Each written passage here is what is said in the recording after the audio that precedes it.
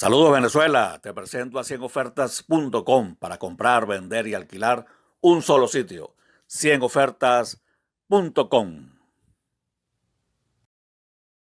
Alta costura desde la experiencia, desde lo clásico a lo innovador. Confeccionamos exclusividad y elegancia que se ajusta a su medida. Visítenos y vista sus sueños de gala en Alberico Sastre. Viste elegante, viste un Alberico.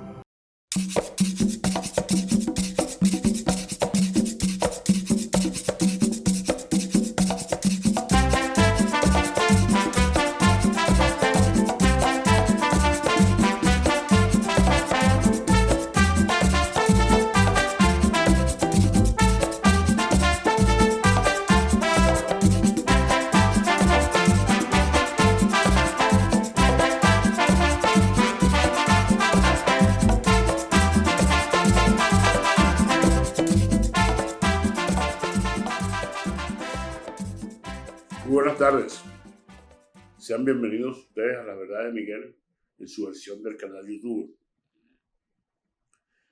Hoy es 24 de enero,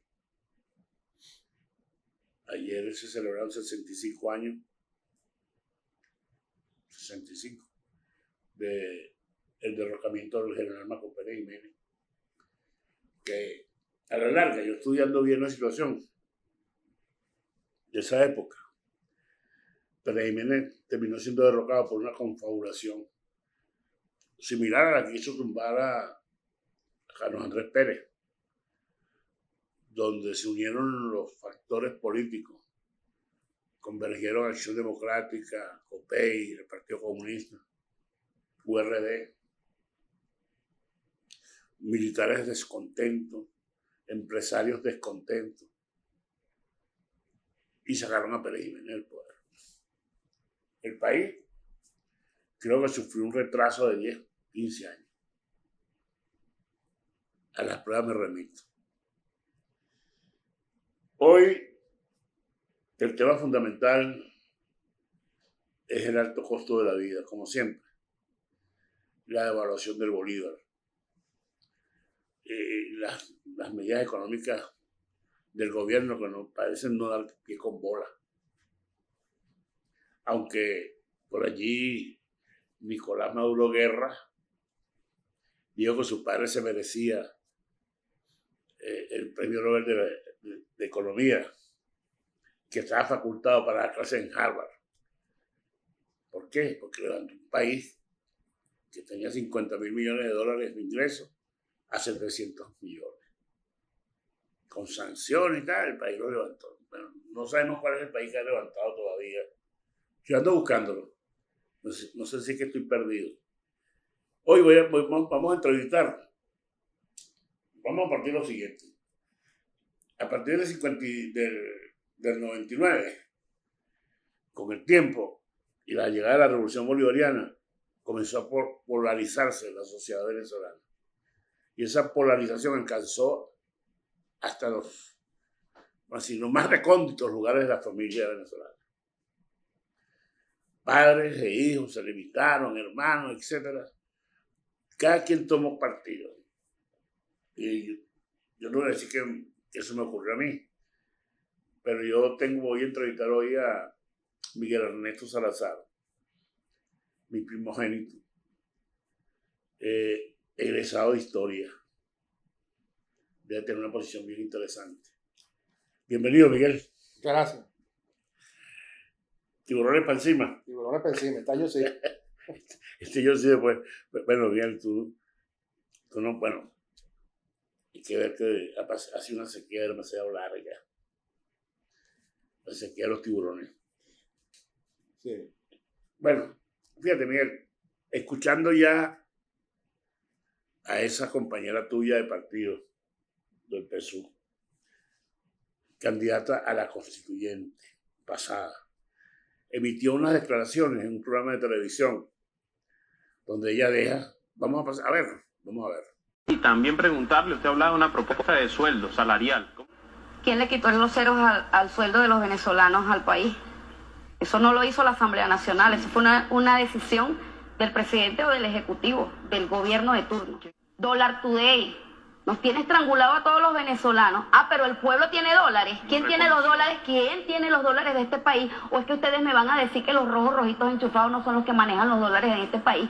La realidad es otra cosa. No puede ser conciencia. No puede ser conciencia. Yo también me formé políticamente. Lo que está mal está mal. Y es una cuestión de sentido común, de personalidad y de criterio propio. Te llegaba una carpeta que no iban a asamblea, donde el pueblo no elegía y te decían tienes que aprobarla porque viene firmada por un alcalde o viene postulada por una gobernadora o un gobernador. Entonces, ¿cuál es el poder participativo y protagónico del que estamos hablando? El Parlamento Comunal, es lo mismo. para eso se está planteando. Y fíjate, yo fui una de las postuladas cuando la Asamblea Nacional Constituyente y dijeron, no, los diputados vamos a salvar al país, vamos a acabar con las guarimbas y nos vamos a ir por el camino de la paz de la Asamblea Nacional Constituyente. Todo ha sido una estafa. Quizás aquí viene un opositor de cepa que nunca ha caminado por las riendas de la revolución y ustedes le pueden caer a palo y decirle todo lo que están argumentando, pero a mí no me lo pueden decir cuando yo recogí más de 500 firmas en el municipio Páez para ser postulada y me fui casa por casa y conté con el respaldo del pueblo paeseño, pero cuando las llevé me dijeron sus firmas no son válidas porque a usted le dijeron que desde la alcaldía se iban a montar todas las planas para que usted fuese postulado. El único gobierno que yo conocí fue el gobierno de Hugo Chávez, con conciencia. Y vienes y me dices que, bueno, la gente viajó hace 10 años atrás en el gobierno de Hugo Chávez, pero también en la Cuarta República, que fue lo que me vendieron a mí, lo que yo compré como joven venezolana, que era lo peor, porque te hablaban era de la lámina de zinc y la lata de pintura, pero en la casa más humilde de los venezolanos, tú podías contar por lo menos con el queso, la harina pan y una barrita de mantequilla, y era la Cuarta República, que fue lo que nos vendieron, que era lo peor. Los muchachos por lo menos el estreno de 24 y 31 lo tenían, ¿ves?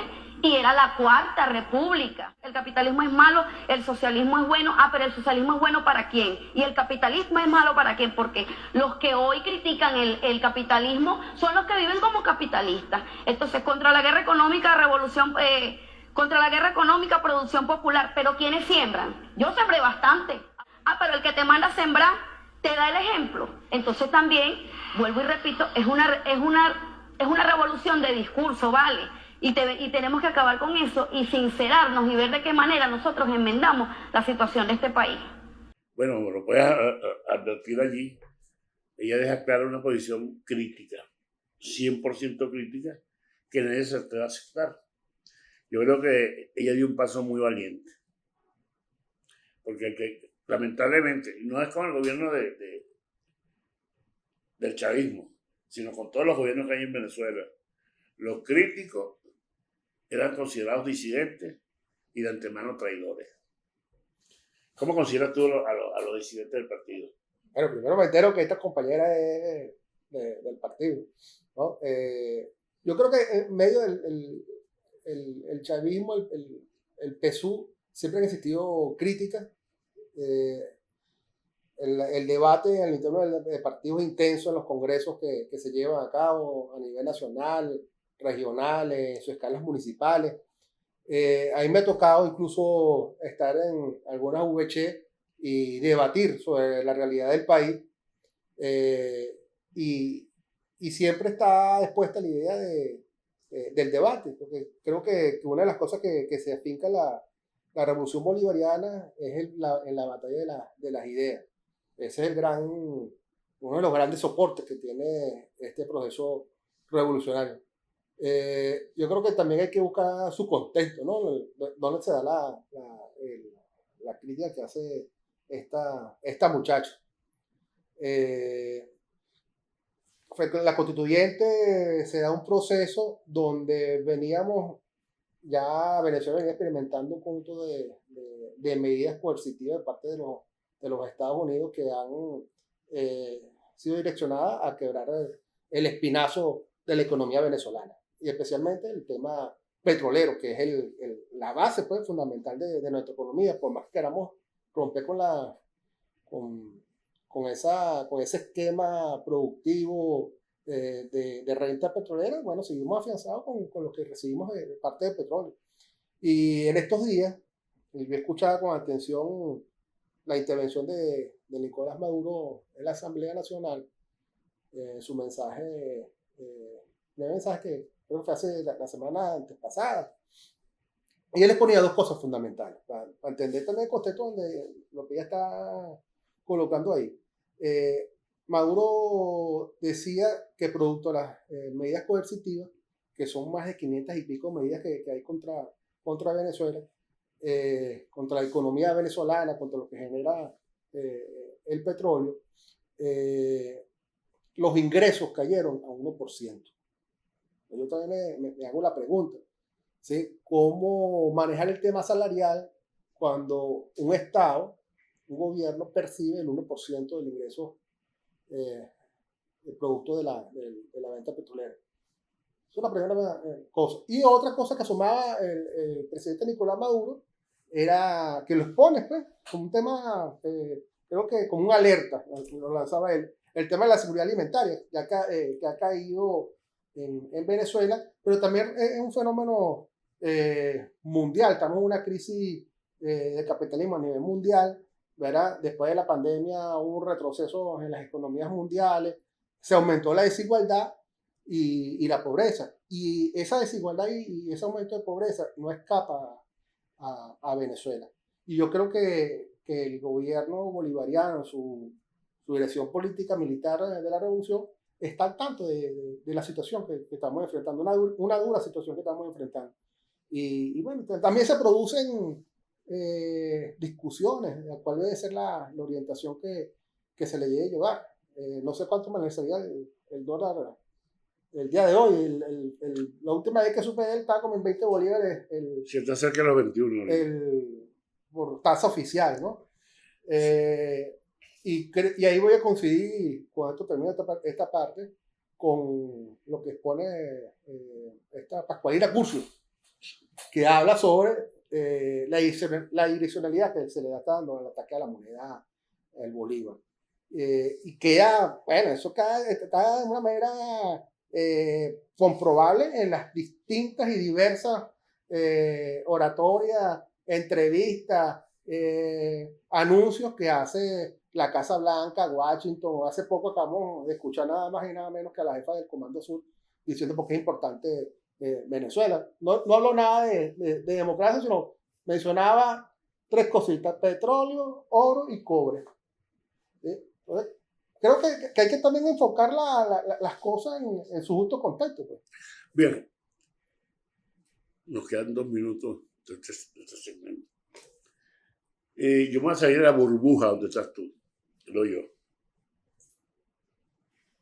Está bien, ciertamente hay un golpe muy duro a través de las medidas económicas que han tomado contra Venezuela. Pero esas medidas económicas comenzaron con la nueva burguesía revolucionaria. Porque nadie dice cuánto se llevó Rafael Ramírez de aquí. Nadie dice cuánto se llevó Nelvis Villalobos. O cuánto se lleva algunos, los sátrapas que todavía están en el gobierno. Nadie dice eso.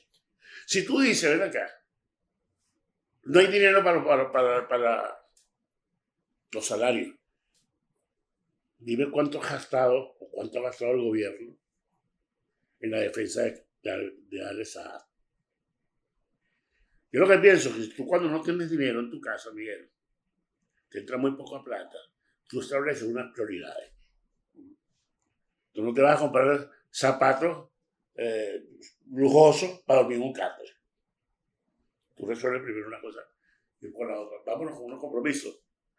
Y ahora regresamos con Miguel versus Miguel.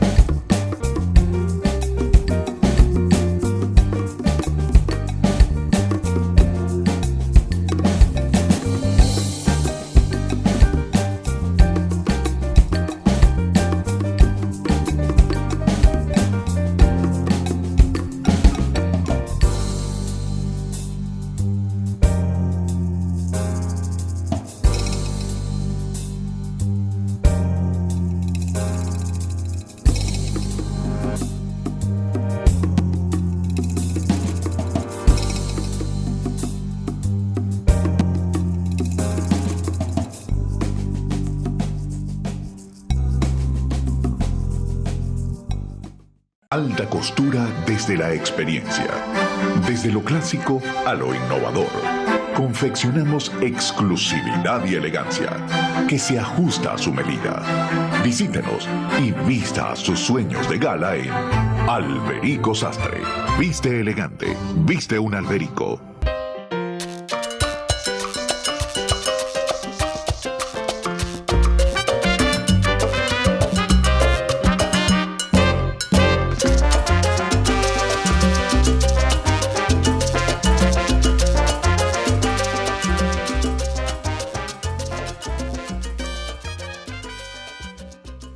Bien, continuando con la verdad de Miguel en su canal de YouTube, con nuestro invitado, yo consideré seriamente traerlo al programa porque sí, se habla de una generación de oro. Y esa generación de oro son pocos los baluartes que demuestran cierta profundidad ideológica, exceptuando al actual invitado. Mira, estamos discutiendo en el interín, no conversando. ¿Por qué tienes? Tú me decías, yo tengo números, sí, pero dime los números de los que se han robado. Dime números. ¿Tienes números? Ay, no. A mí no me vas a decir que esas, como andan con camionetas, guardaespaldas, etcétera, etcétera, etcétera, etcétera. Y eso es lo de menos. Viviendo, han invadido el Boadero Repano, han invadido los parques nacionales, han hecho lo que les ha dado la gana, chicos. No puedes burlarte de la gente así, ¿vale? Primero, yo creo que en todo proceso revolucionario o no revolucionario, que está guiado por hombres y mujeres, ¿verdad? Que no son perfectibles, sí, cometen errores, etc. Hay personas que van contra el ideal bolivariano. ¿Sí? Personas que rajuñan el erario público, que se han sufructado con el erario público, como el caso de Rafael Ramírez. Rafael Ramírez es el caso más emblemático. Presidente de PDVSA, él fue el que tuvo cuando la apertura petrolera, cuando se aperturó la faja petrolífera, el que tuvo al frente de ese proceso fue Rafael Ramírez, no fue Nicolás Maduro. Y bueno, fue nombrado después embajador en la ONU. ¿Quién lo nombró? Nicolás Maduro. Entonces, Y en ese juego, el hombre decidió lo que ya venía él andando. Acuérdense que él es el famoso Rojo Rojito. El Rojo Rojito tiene una direccionalidad, era llevar a la presidencia de la República. ¿Sí? Él inventó eso. Sí. No, él pero él inventó. Él le pasó esa información a Globovisión. No, eso fue consensuado con su equipo, donde está este señor Toby Valderrama, creo que se llama, creo que no me acuerdo, he sacado una cosa que se llama un grano de cotufa, algo así era. Grano de maíz. Grano de maíz. Muy celebrado por José Vicente Rangel. Bueno, yo siempre he sido muy crítico de eso y ahí se perfeccionó toda una campaña para posicionar a Rafael Ramírez y llevarlo a la presidencia. Yo creo que Rafael Ramírez sospechaba ya que Chávez estaba enfermo con el cáncer y empezó a acariciar el poder como siempre lo hizo desde sus inicios en PDVSA. Pero bueno, yo creo que la corrupción hay que combatirla y yo no tengo duda que el presidente Nicolás Maduro está consciente de eso y establece medidas contra la corrupción. Yo creo que la actitud que ha tenido el fiscal general ha sido también consecuente con la lucha contra la corrupción. Creo que nos falta mucho, porque una de las cosas que debemos afrontar la revolución también son las transformaciones, los cambios éticos, morales, y es una de las crisis que tiene la sociedad venezolana, la sociedad mundial. ¿Sí? Hace poco, si hablamos de corrupción, hace poco se acaba de descubrir un entramado de corrupción a nivel de la Unión Europea. Por unos fondos que le estaban pidiendo a... No me van a justificar la corrupción de aquí por la población. Bueno, yo no estoy justificando, sino digo que el contexto internacional ahora una crisis ética profunda de la sociedad, donde valores y principios se han ido perdiendo, y eso creo que es una de las cosas que tenemos que sostener, apalancados en el proceso. Porque Hugo Chávez al en la vida poder bolivariana. no fue prometiendo que iba a acabar con todo eso. Sí, y la lucha ha sido, Entonces, y la lucha ha sido fuerte. No recuerdo cuando los sobrinos de Chávez salían con ametralladoras y tatuajes y bebiendo y comiendo langostas. ¿No te acuerdas de eso? Sí, Ellos pero mismos yo no puedo asumir la responsabilidad de ellos. Creo que se ha cometido. Así como hay individualidades que cometen estos hechos, también hay gente muy honesta en el proceso revolucionario, que es pilar para las generaciones. Yo estoy orgulloso de tu honestidad. O sea, que no estoy diciendo una cosa del otro mundo. Ojalá que dentro del PSUV, por lo menos un 15, un 20, un 30% tuvieran la posición que tienes tú. No, pero es más el porcentaje que tú crees. Esas discusiones se dan todos los días. Te han atacado duro y te han dicho cualquier barbaridad a cuenta que eres hijo mío. Pero no importa. Seguimos hablando, seguimos discutiendo sobre qué se fundamenta el gobierno en sí. Maduro me habla de cosas y una cosa es lo que él dice y una cosa es lo que representa o lo que dice. Por ejemplo, este país es rumba y más rumba y más rumba. ¿Tú no crees que, oye, tú sabes de discurso, ¿vale? Tú vienes del pedagógico. ¿Tú crees que eso es beneficioso para la población en general que ve en el presidente un pedagogo? Yo tengo una tesis que sé que no te va a gustar. Ajá, dímela. Que comparto mucho el criterio, la idea de la vicepresidenta de Colombia, cuando habla del vivir sabroso. ¿Sí? Yo entiendo vivir sabroso como vivir bien. Vivir bien no tiene que ver nada con eso que llaman calidad de vida. Vivir bien es vivir con honestidad. Vivir, sí, a lo mejor en una fiesta, una rumba. Los venezolanos también somos así, somos rumberos. Pero somos también personas muy, muy cultas. La historia nuestra está plagada plagada no es un término mal utilizado, pero está llena de intelectuales, de pensadores, de poetas, de escritores. Y en la revolución se hace ese proceso. Son millones. La gente honesta de este país que apunta al trabajo. Porque una de las cosas, pero ayer que estábamos celebrando 65 años, el 23 de enero, una de las cosas que está todavía en discusión, que no está acabado, es la democracia, el término de democracia, el concepto de democracia. Y ahí nosotros tenemos que apostar. Creo que la revolución viene a ser un proceso importante de transición cuando planteamos en la Constitución del 99 la democracia participativa y protagónica, ¿sí? Frente a la democracia representativa que todavía, después de más de 20 años de proceso, todavía están los genes de muchos compañeros y compañeras. Hay una cosa que tú dijiste que es verdad. Buena parte de Venezuela es honesta, pero resulta que les gobierna una minoría. ¿Por qué? La burguesía, somos mayoría. Espérate, no, la burguesía siempre ha sido minoría. Lo fue con Acción Democrática, lo fue con... Y Acción Democrática es un partido de masa. La burguesía no gobierna este país. ¿Ah? La burguesía no gobierna este país. ¿No gobierna? No. Ah, claro. No gobierna este país. No gobernará Lorenzo Mendoza. No, sí gobierna. No, todos se mudaron para el country club, vale, búscalo para que tú veas. Es otro mito de la burguesía. Eso se llama burguesía bolivariana. Un mito. Aquí los grandes apellidos, los Mendoza, los Bultos, son los que siguen gobernando el sistema económico. Ah, bueno, eso no ha cambiado. No se ha cambiado. Se ha cambiado porque ingresaron otros nombres que no los voy a decir. Otros nombres que no los voy a decir. Ellos saben a quiénes me refiero. Búscalo en las casas que han sido remodeladas en el country club. Búscalos ahí para que los encuentres, compartiendo con la burguesía, porque eso es lo que les encanta.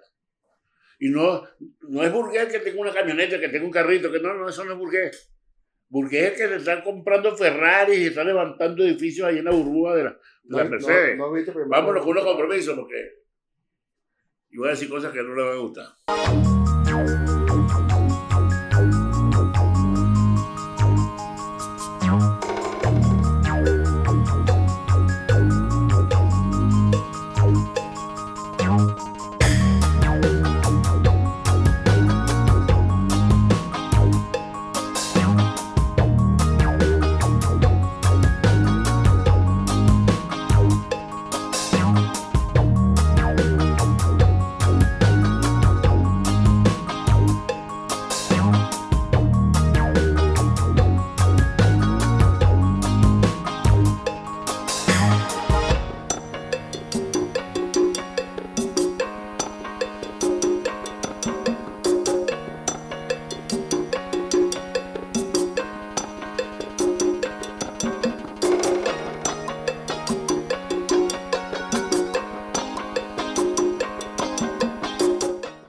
Alta costura desde la experiencia. Desde lo clásico a lo innovador. Confeccionamos exclusividad y elegancia que se ajusta a su medida. Visítenos y vista sus sueños de gala en Alberico Sastre. Viste elegante, viste un Alberico.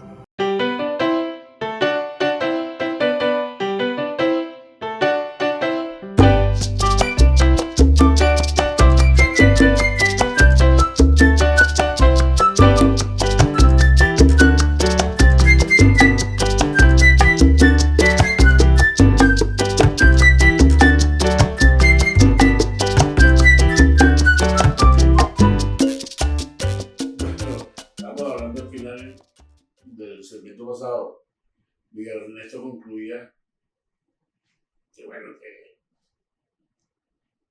que Rafael Ramírez corrupto. Por ahí dice, y tú que eres historiador, que Acción Democrática, mejor dicho, el PSU de hoy es lo más parecido a la Acción Democrática del proceso colectivo, con sus excepciones.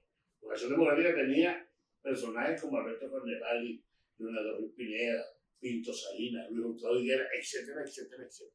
Búscame ese tipo de gente. No, pero es fácil sacarlo con pinzas y descontextualizar la realidad. Yo creo que en ese caso sí. Porque el proceso bolivariano, la llegada de Chávez al poder, se hizo a una sociedad donde venían gobiernos de Acción Democrática y COPEI. Sí, en su mayoría el activo político fuerte estaban representados en esos dos partidos. Aquella cuestión de la Casa del Pueblo, que era la Acción Democrática. En COPEI también se debía, en aquellos caseríos humildes, una casa de lo que era la Casa del Partido en aquel entonces. No se ve ahora con el PSU. Sí, el PSU también ha llegado a cada punto de la geografía venezolana, por eso, ese proceso de acumulación que ha tenido la revolución. Y bueno, en aquel momento, Copellano y Adeco votaron por el chavismo, por el PSU. En aquel momento no hablemos de chavismo, por lo que era Quinta República, que fue el que llevó a Chávez al poder en 1998, después de la hegemonía Adeco-Copellana, que por cierto, no me lo está preguntando, pero es resultado de derrocamiento que se le dio a Pérez Jiménez, y esa cúpula, pues, Adeca Copellana, y también estaba junto Villalba metido con RD en esa componente. Se reunieron en Nueva York, en Nueva York, con la presencia de un integrante del Departamento de Estado, ahorita no me acuerdo su nombre, y estaba también uno de esos funcionarios estadounidenses de la administración de Eisenhower, era el que estaba dedicado al tema de Latinoamérica, y se confabularon, dejaron al Partido Comunista por fuera, que fue que realmente puso la mayoría de los muertos durante la dictadura de Pérez Jiménez. La Juventud Comunista fue un baluarte en la lucha contra la dictadura, y se da ese proceso de exclusión que he firmado después en la casa de Rafael Caldera, Punto Fijo. Y se da ese pacto, bueno, duró hasta que Chávez irrumpió en la historia contemporánea de Venezuela, y dio un giro. De ese momento tenemos todavía, yo soy de los que parten que nos ha costado mucho, pero yo decía que las revoluciones son procesos de transformación, y la transformación no solamente se da en el ámbito económico, político, sino en cultural, y a nosotros nos ha costado mucho desarrollar una nueva cultura política. Hay cuadros nosotros viejos, a veces no están viejos, jóvenes también, que no se diferencian en nada con los cuadros de Acción Democrática y COPEI. Y eso es una lucha permanente que hay de debate que hay en el partido, permanente, todos los días. Sí, no hay un solo día que las bases del PSU no se discuta hacia cómo queremos hacer una nueva política. Y bueno, personajes como lo que tú mencionabas ahorita están ahí, son el proceso y son bienvenidos. Además que la revolución no es una revolución solamente para chavistas, tiene que ser una revolución toda la sociedad, para todos los ciudadanos y ciudadanos.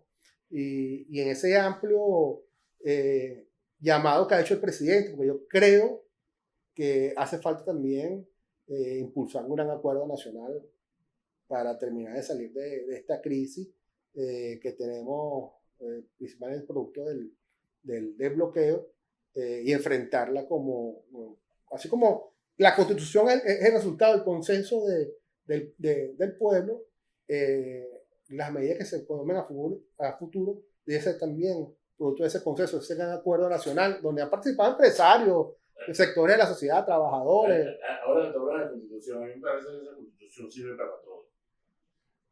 ¿Cómo es posible? Dime tú en dónde cabe que un gerente de una petrolera venezolana, Petropiar en este caso, sea un empleado de Chevron. Pero empleado de la nómina de Chevron. Espérate, ¿estás desnacionalizando la industria? ¿Qué estás haciendo? No, ahí hay un esquema de empresa mixta. ¿Es una empresa mixta? Sí, es una empresa mixta. ¿Petropiar? Sí, es una empresa mixta. Es una empresa mixta donde está, bueno, constitucionalmente está establecido una normativa donde dice que el petróleo de Venezuela es intransferible, sigue siendo del pueblo venezolano y así está. Pura letra. No es pura letra. Es la realidad y ahí está la ley. Y te recuerdo nuevamente que empezó la apertura petrolera fue Rafael Ramírez. Él te tira a Nicolás Maduro diciendo que él le está entregando PDVSA. No. Aquí quien estuvo al frente, quien diseñó la apertura petrolera fue Rafael Ramírez. Y frente a eso muchos trabajadores incluso se pusieron dentro de PDVSA, se opusieron y fueron perseguidos también por los rojitos de Rafael. Una pregunta, ¿cómo consideras tú la disidencia?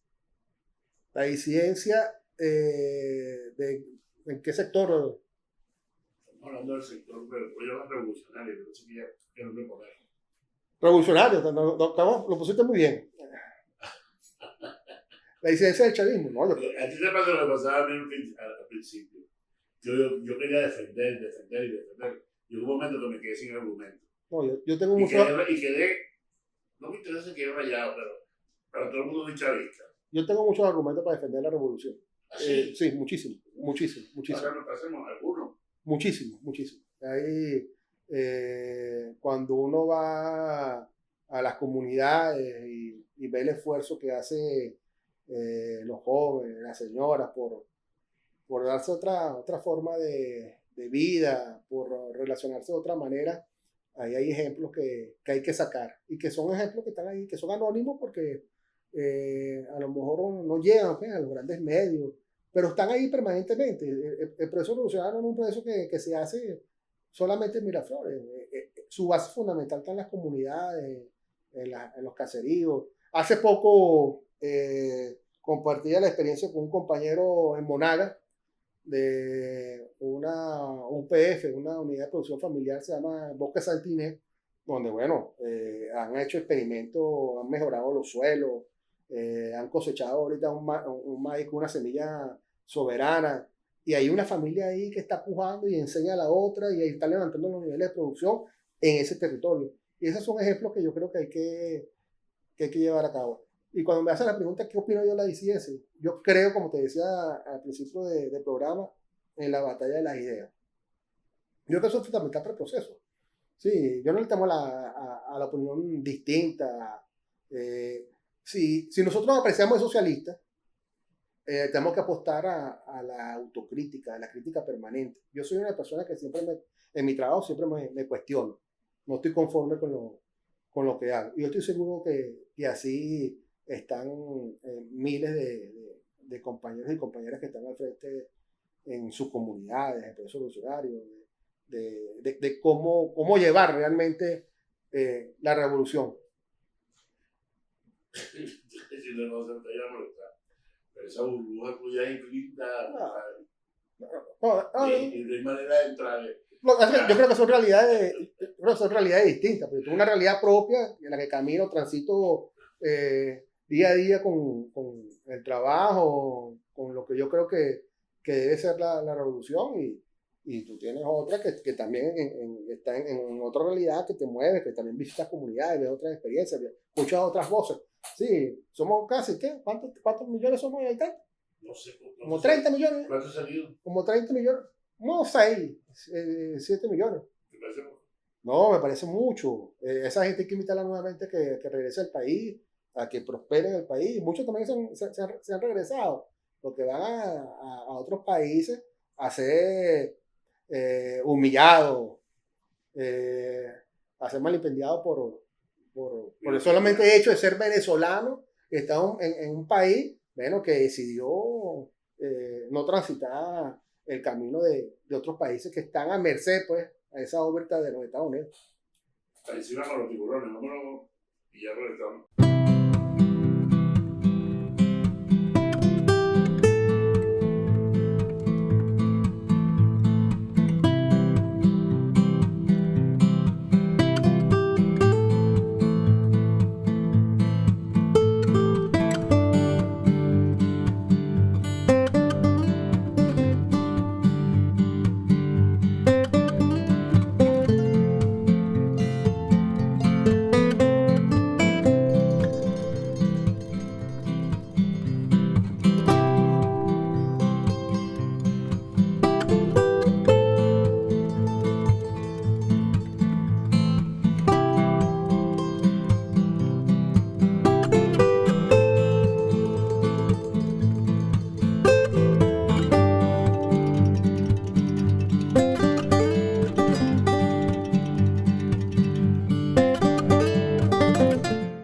Alta costura desde la experiencia. Desde lo clásico a lo innovador. Confeccionamos exclusividad y elegancia que se ajusta a su medida. Visítenos y vista sus sueños de gala en Alberico Sastre. Viste elegante, viste un Alberico.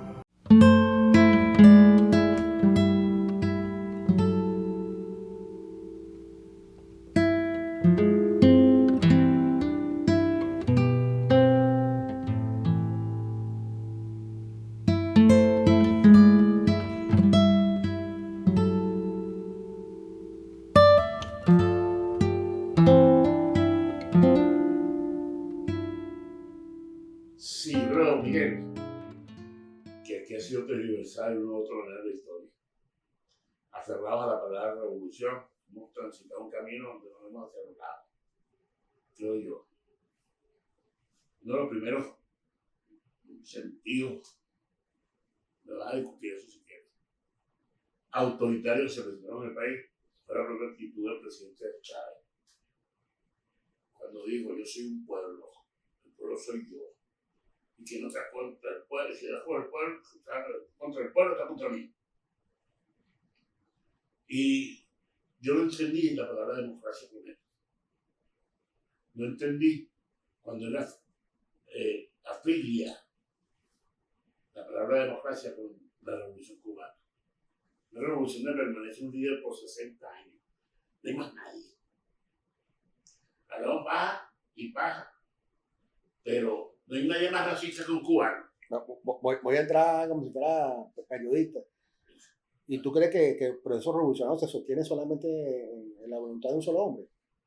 Yo no creo eso. No, y bueno, la demostración de que se... Cuba es un ejemplo claro de que un pueblo consciente, movilizado, defiende su revolución. Y en Venezuela pasó lo mismo. Cuando tú decías lo de la democracia y Chávez, yo ahí sí te puedo refutar. Miguel Salazar, hijo, entendió la democracia con Chávez. No, yo no viví todo lo de la cuarta. Nací en 1974 y bueno, estuve en el liceo, en la universidad, pero estuve inmerso en las movilizaciones estudiantiles. Y vi la represión, no que me la contaron.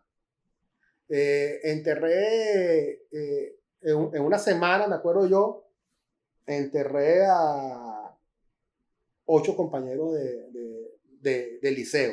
Me acuerdo de 2 sobrinos de una compañera del pedagógico, una profesora del pedagógico que asesinaron en Ruiz Pineda. solamente por el hecho de protestar. Me acuerdo cuando a uno ellos lo colocaron sobre lo que llamaban la ballena. Lo colocaron ahí para que nadie le pudiera tirar piedra a la ballena, porque eso al final era lo que luchamos nosotros, con las piedras contra las balas. Quemar autobuses, provocar daño a la propiedad. Todas las cosas que se hicieron también. Sí, no, yo no, ni me arrepiento ni niego, pero... No, espérate, si tú vas a una protesta de esa naturaleza, tú no puedes esperar que sea perseguido por favor. No, por supuesto que no. Ahorita, no. el gobierno no perdonaría eso. No. Tú quemas un autobús, bueno, te van a Lo apreso. la piedra. Pero está bien, cada quien que asuma su responsabilidad. Es que estos revolucionarios tiraron la piedra, ¿me acuerdo de agua que llevaron a los muchachitos de los liceos a la puerta de la Plaza de la Pregracia? A la puerta de Tabernáculo. Yo me acuerdo. Otro mito también. Espérate, y cuando empezaban a tirarle piedra, claro, pero práctica para que le tengo, él se iba a dejar. Pero una generación, tú representas una generación, la generación del bicentenario, al igual que Hugo Chávez, y muchos cientos de venezolanos que acogieron el bicentenario como una oportunidad para hablarle al país de transformaciones y otro modelo democrático distinto a que usurparon Acción Democrática y COPEI aquel 23 de enero de 1958. Y con Chávez también llega otro modelo democrático. Yo, con un grupo de compañeros, analizamos, bueno, ¿cuál es la generación nuestra? Existe la generación de bicentenario. Yo creo que nosotros encontramos en Ezequiel Zamora su bicentenario una muestra de cuál podría ser una guía a seguir. Con Bolívar, con ese modelo que planteó el Congreso de Angostura. Y creo que la democracia es sinónimo para nosotros de revolución. Chávez la calificaba como democracia revolucionaria. Y esa es la lucha que está después de 65 años de derrocamiento de Marco Pérez Jiménez. Ese sigue siendo el debate ahorita fundamental, la democracia. Hace poco, Joe Biden, el presidente, hace poco no, creo que fue hace 2 años, llamó a un gran congreso mundial para discutir la democracia. Y me acordé entonces, de la conferencia interamericana que se hizo en Venezuela en el año 54. Estaba Pérez Jiménez en el poder. Inauguraron el aula magna con esa conferencia interamericana, y en esa oportunidad se discutía la democracia y las libertades. Participó la dictadura, claro, no vienen ningún solo dictadores, vienen los cancilleres, de Trujillo, Dominicana, de Somoza, en Nicaragua, de Batista, en Cuba.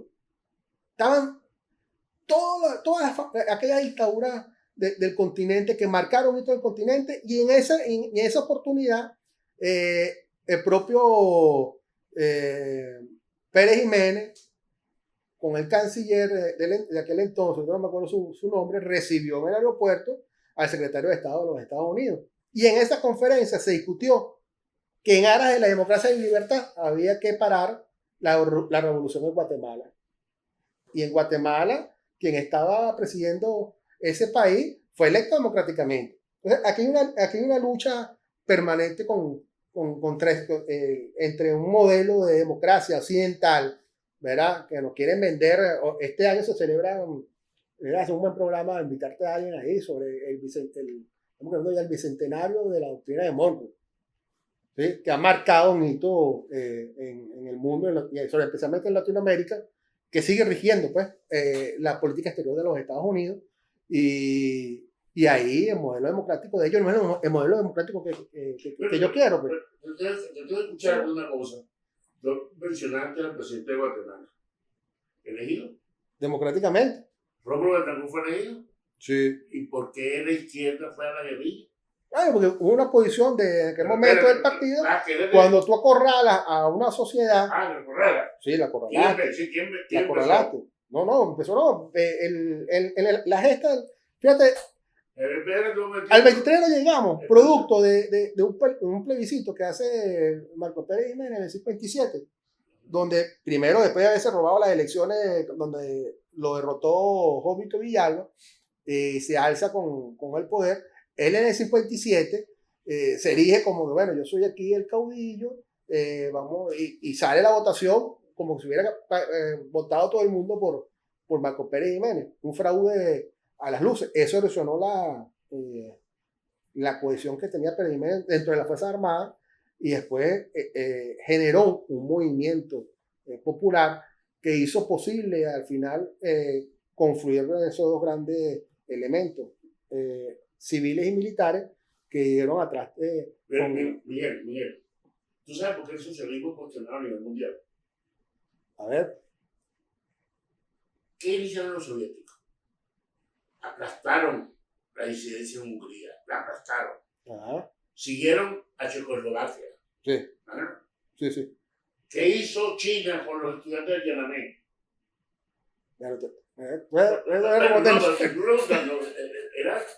Eran movimientos que fueron reprimidos violentamente.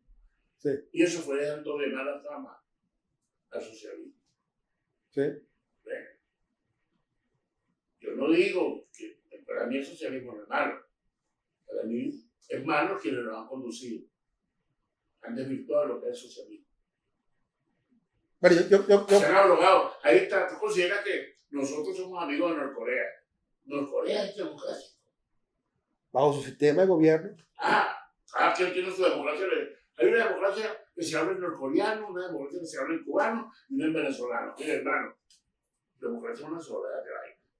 No, una sola. Es que esa es una discusión que hay. No es una sola. Hay un modelo que nos quieren meter en la cabeza por siglos. Y hay otro que todavía está por hacerse. La Unión Soviética no llegó al estado puro de lo que planteaba Marx sobre el comunismo, el socialismo. Yo creo que fue un modelo todavía que se transitaba hacia el socialismo, pero también hay que decir que fue la Unión Soviética que aplastó a los nazis y que salvó la humanidad. Yo te puedo decir que espero yo del PSUV. Vete a la Unión Soviética, lo que fue la Unión Soviética, Rusia. La mayoría de los multimillonarios que hay en Rusia fueron del Partido Comunista. La iglesia del Partido Comunista se hizo millonaria y después rompieron. Aquí va a pasar lo mismo. Pero no están identificados con ningún pueblo, eso es mentira. Pero es que las revoluciones también son dialécticas, hay confrontaciones, hay... Sí, creo que eso forma parte de... Digo, si no me agarra el chico, me agarra el chico. Mira, ¿qué? ¿Te mira, weón? Vamos, menos mal, tengo ganas de discusión. Vamos a un compromiso.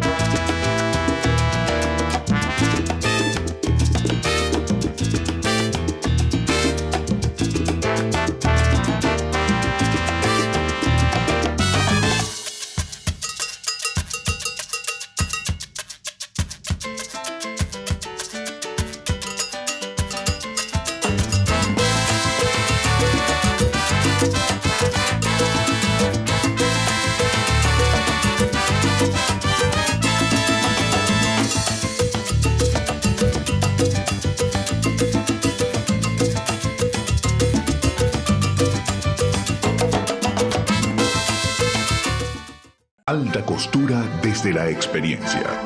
Desde lo clásico a lo innovador. Confeccionamos exclusividad y elegancia que se ajusta a su medida.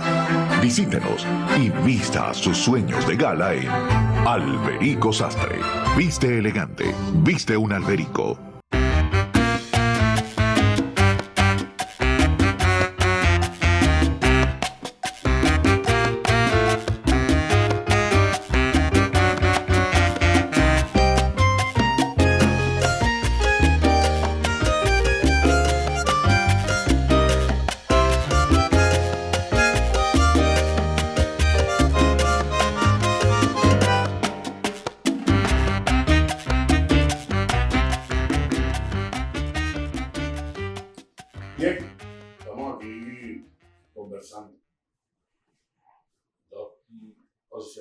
políticas son similares. Similares, yo no he respondido a nadie mi tendencia de izquierda. Yo he sostenido siempre, he dicho, que yo en la acera del frente no voy a estar. Por eso soy crítico de lo que viene ocurriendo ahora. Ahí, por ejemplo, me parece, y Castro Sotelo no es revolucionario. Por nombre. No me parece que Meléndez sea revolucionario. Y ahí me puedo cansar de este nombre. Y no me parece que Nicolás Maduro Guerra sea revolucionario, no me parece. Pero fíjate, Pero Miguel, espera, no te metas en rollo, dame ese rollo a mí.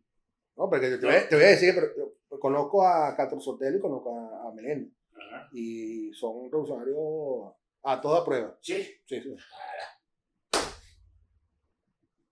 Digo, Miguel, porque he estado con ellos, he convivido con ellos, he debatido con ellos. ¿tú crees que A Meléndez lo conozco desde que tenía, con un grupo de compañeros de la universidad tenían el periódico Proceso. Sí, Meléndez no es revolucionario de Chávez para acá, sino, bueno, en la juventud, en la universidad, llevaban a cabo tenían un hijo querido, Castro Sotelo. Sí. Había una peña donde estaba Castro Sotelo, con Roberto Rangel. Y este militar, que es sociólogo y compañero del aviador, William Farina. Castro Sotelo era antichavista a muerte. De la noche a la mañana sale con... Yo me acuerdo cuando se montó en el camión que venía de la manifestación. Él me dijo a mí, y todavía Chávez habla a otra gente. Yo sí hablo a otra gente. A Castro Sotelo que yo conocí, que he conocido es que yo hay oportunismo. reconozco la lealtad. Ojalá quisiera discutir conmigo alguna oportunidad. No, seguro que sí, en un momento. Pero también tira tu piedra ahí. Hay mucha, y la gente, cónchale. Es difícil. Mira, que primera vez que nos sentamos. Pero siempre lo hacemos aparte. Familiarmente siempre discutimos. Sí. A mí me gusta jugar de la lengua también. Muchas veces lo he echado a todos, vamos a ver cómo va a reaccionar. Pero hay cosas que no se pueden negar, Miguel. Aquí se habló de que éramos un país con cero analfabetismo. Es mentira, Miguel. No, pero. Es mentira, porque además vamos a subir lo que es analfabetismo. La misión Robinson. Lo que es alfabetismo. Siguió siendo un país analfabeta. Porque un país que no profundiza sobre la cultura de la gente, que educa a la gente, sigue siendo analfabeta. Y no es porque tú no sepas escribir Caracas con K.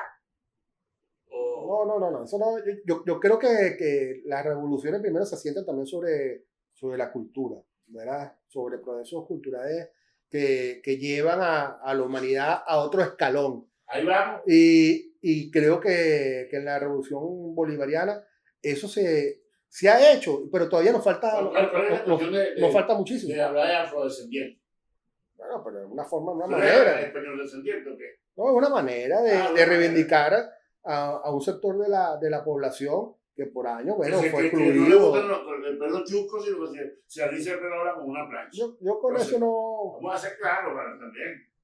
Bueno, hay modelos, la Constitución reconoce un conjunto de sectores de la sociedad. Antes no estaba eso. Antes no se reconocía a los inmensos sectores que hacen vida en la sociedad venezolana. Todo lo contrario. Y creo que se ha puesto en manifiesto eso. La revolución ha sido un proceso ahorita que ha impulsado la poesía, la lectura. Aquí todos los años se está dando la Feria del Libro en Venezuela. Todos los años. Algún grupito, no, lo mismo que hacían los adecos. No.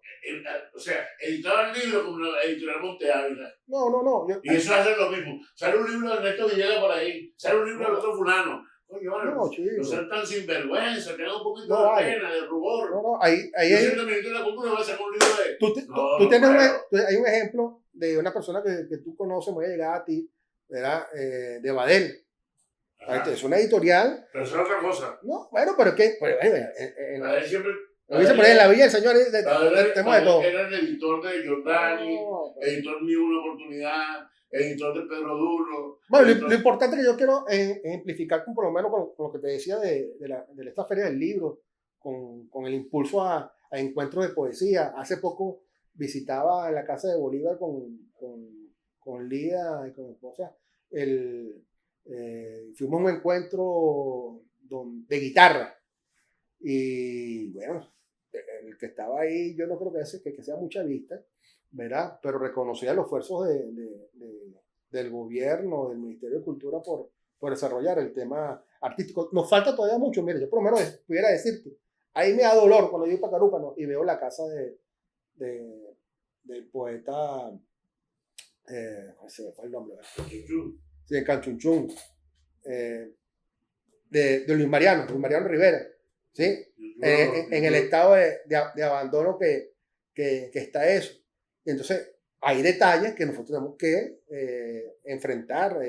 ¿Tú estás de acuerdo con los protectores de las gobernaciones? Eso ya no existe. Sí. No, O sea, tú no puedes conocer que el señor fue a las elecciones y ganó las elecciones. Bueno, si Jalisco pierde remate. bueno, pero si hay gobernaciones, como en el caso, me acuerdo yo con la de Táchira, donde prácticamente querían construir pequeñas repúblicas, desmembrar la unidad nacional. Me parecía malo que tuviera un representante del gobierno haciendo frente a esa... ¿Tú vas a decir que Morel Rodríguez en Nueva Parte iba a ser una república? No le pusieron a Anterría, hizo la Anterría ahorita. ¿Qué fue lo que hizo? Bueno, y se rectificó. Nicolás Maduro rectificó con respecto a eso y retiraron. ¿Están investigando a Anterría? No, pero los procesos revolucionarios son eso. Digo que no podemos asumir todas las cosas tampoco. Tú no quieres un Nuremberg, nada de eso. No. Yo creo que sí, ha llegado el momento de que la gente vea resultados. Pero te decía en algún momento el programa la actitud valiente y que ha tenido el fiscal general. Yo creo que cada quien asume sus responsabilidades en la construcción de un nuevo Estado en Venezuela. Y parte de eso, bueno, están las acciones que se han emprendido con la corrupción, contra el narcotráfico, con un conjunto de cosas, un conjunto de males que tenemos como sociedad. Pero afortunadamente por lo menos no somos el Estado narco terrorista paramilitar que dejó Uribe en Colombia, ¿no? Que Petro le va a costar mucho Ahorita hacer otra. Ahorita Petro acaba de extraditar, ordenó la extradición del hermano de Sí, Brasil. sí, bueno, porque está involucrado. De acuerdo a lo dice que ella va a denunciar el fraude. Pero está en su derecho. Está en su derecho. Está en su derecho a hacerlo. Hasta no van a mentir, ¿vale? No, pero está en su derecho a hacerlo. Es decir, Petro encontró ahí una sociedad que no es la nuestra. ¿Sí? La nuestra no se parece nada a la colombiana. Amén que tengamos vínculos históricos. Hay muchos pueblos aquí en Venezuela donde tú ves la situación económica cada vez más amplia, la brecha entre los ricos y pobres. Sí, la desigualdad ha aumentado. Eso no se niega. Ya no se dedican a pescar. Eso no se niega. Se dedican a contrabandear gasolina o cosas que... Y el gobierno busca políticas para contrarrestar todo eso, promover la economía. Le repito, yo creo que la situación no es fácil. La situación que estamos atravesando no es una situación sencilla. Yo le decía a algunos compañeros estos días que hablábamos sobre este tema, sobre el económico, sobre la realidad del país. Hermano, yo no quiero estar en los zapatos de Nicolás Maduro. Hablando de Nicolás Maduro, porque la situación es muy difícil. ¿Tú crees que Nicolás Maduro sea candidato otra vez?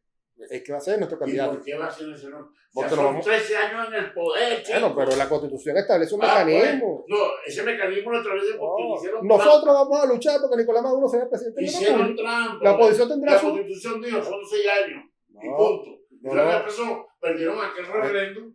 Hay un proceso de reelección. Hay un proceso de reelección. ¿A reelección? Sí. Pero nadie habla, chicos, de la señora esta que está en la central, ¿cómo se llama? Arocha. No se habla. Llevan 13 años, 13 años sin convocar elecciones. Pues cada vez que llaman por elecciones sale el Tribunal Supremo. No, vale, sin convocar elecciones. elecciones. No, esto, pone el pelo y pone todo lo que sea. No, son modelos. No, hay que hablar las cosas como son. En la Constitución hay una parte que dice reelección. El rey Nicolás. No es rey Nicolás. No. Ahí está establecido, son estos mecanismos para llegar a Miraflores. Primero que la elección de Nicolás viene, pues se le ocurrió a Chávez, sí, ¿sabes? No, vale, pero Voten por Nicolás. ¿Por qué? porque fue una orientación del comandante de la El revolución. comandante de la revolución. Sí, y hubo gente que no votó por Nicolás, la mayoría votamos por Nicolás. Bueno, pero cada cabeza es un mundo. Creo en la democracia participativa Y protagónica. Este proceso tiene algo que la gente desconoce. Aquí hay una dirección colectiva en el proceso revolucionario. Aquí se toman decisiones de manera colectiva. No es Nicolás Maduro que toma una decisión solamente como presidente de la República, de la cual la Constitución lo faculta, ¿verdad? Pero esas decisiones llegan al producto de una discusión que se da en el Comando Político Militar de la Revolución. Comando Político Militar, ¿de dónde salió eso? Bueno, eso es otra forma de que tenemos organización. Están empeñados en ser maoístas. No. Pero en realidad vivimos una sociedad ahorita distinta a la... Ahora sí me convence que tu burbuja no digo blindada. Pero bueno, ya estamos llegando al final del programa. ¿Algo que decir? Agradecer el espacio, la invitación. Un saludo a los miles que te siguen. Mi mensaje, quería un mensaje final. Sí. Hay que creer. Así como yo soy de La Guaira, soy guairista, y creo en tiburones de La Guaira. Y estamos en la final. Nadie da por medio por los tiburones al principio de la temporada. Ni medio. Claro, tenemos 30 y pico de años recibiendo los mismos palos de siempre, ¿verdad? Y llegaba a una situación que los tiburones no prosperaban. Pero ha cambiado. Yo creo en la revolución. Una revolución que no está acabada. Estamos en un proceso todavía de transición hacia otro modelo. No sé cómo se construye una revolución. Primera vez que estoy ahí y hay errores que se cometen, victorias que se logran, pero esto es un proceso colectivo que hay que seguirlo defendiendo, empujando. Y bueno, la batalla de la idea es permanente. No hay ningún problema en la confrontación de opiniones. Yo contigo, bueno, hay diferencias en visiones de postura del país y la compartimos, nos ponemos bravos, nos reconciliamos. Es un proceso permanente. Es una noción dialéctica. Entonces, a todos los que siguen a Miguel Salazar, bueno, anótese a ganador. Véngase para acá, para el chavismo. Bueno, muchísimas gracias, Miguel. Gracias por haber venido. Y ¿qué más te puedo decir? Véngase para acá, para el chavismo. Yo te voy a decir para cerrar de una manera que nunca acostumbro.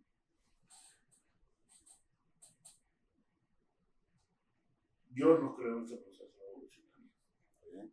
La respeta. Y no creo porque lo que yo pensaba es otra cosa. ¿Ves? Uno maltratado por este proceso revolucionario he sido yo.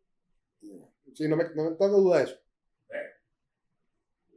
Me presionaron, me sacaron del juego del periódico. Y me presionaron, apoyaron a Mamí. ¿Sabes quién es Mamí? Apoyaron a José Albornoz en contra mía y apoyaron a otros tantos. Y ahí yo me di cuenta lo mal que funcionaban los tribunales. Que tenía todo el mundo en contra mí. Sin embargo, bueno, yo sigo pensando y sigo creyendo en la transformación, un proceso que tarde o temprano va a llegar. Yo estoy seguro que Nicolás Maduro en algún momento te llamará para que lo entrevistes y les ponga lo que tú estás diciendo, ¿no? No, yo estoy seguro de eso. En algún momento sí, se van rectificando, se van haciendo ajustes, pero hay que seguir creyendo. Bueno, Miguelucho, salúdame a Día. ¿Cómo no? Y a Angie. ¿Cómo no? Okay. Muchísimas gracias. Se la puede hasta el próximo domingo. No, porque me voy de viaje. Estoy saliendo y voy a estar un tiempo, 10 días, fuera. Voy a estar en contacto, vamos a hacer unos TikTok desde afuera. Pero sí, por ahí me dicen, yo voy a España, me dicen, está bien, ¿podría estar? No. Por muchas razones. Bueno, hasta luego.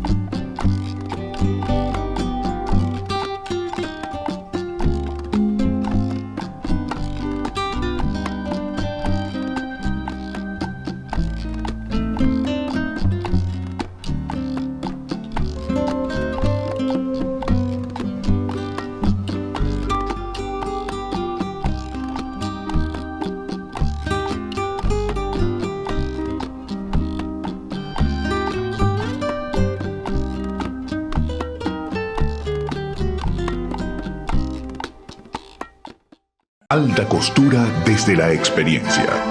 Desde lo clásico a lo innovador. Confeccionamos exclusividad y elegancia que se ajusta a su medida. Visítenos y vista sus sueños de gala en Alberico Sastre. Viste elegante, viste un Alberico. Saludos Venezuela, te presento a 100ofertas.com para comprar, vender y alquilar un solo sitio. 100ofertas.com.